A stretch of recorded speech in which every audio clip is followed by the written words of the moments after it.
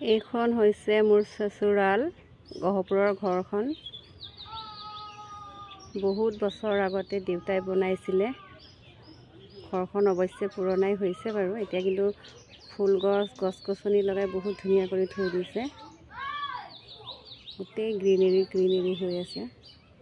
সেইফালে দাদাৰ গাড়ী আৰু এইখন দেউতাই চলোৱা মাৰুতি কাৰখন আছিলে তেতিয়াৰ যুগৰ।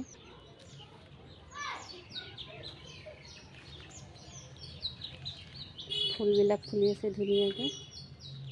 ইফালে মন্দিৰখন ঘৰৰে মন্দিৰ হয়। এইটো আমাৰ চাংঘৰটো বেম্বো হাউচ আৰু এইফালে মেইন ঘৰখন।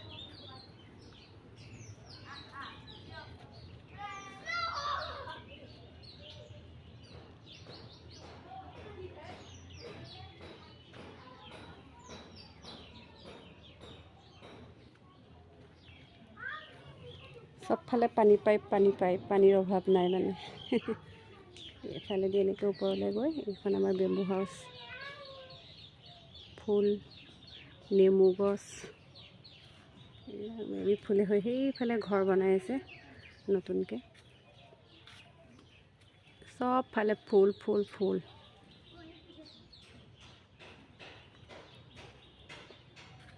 বহিব পৰাকৈ বনাইছিলে, কিন্তু বাঁহখিনি নষ্ট হৈ গৈছে, পুৰণা হৈ গৈছে। সেইফালে গোটেইকেইটাই খেলি আছে মিলি পেলাই, বালিত ঘৰ বনাইছে ন সিহঁতি। ইফালে কলগছ লগাইছে।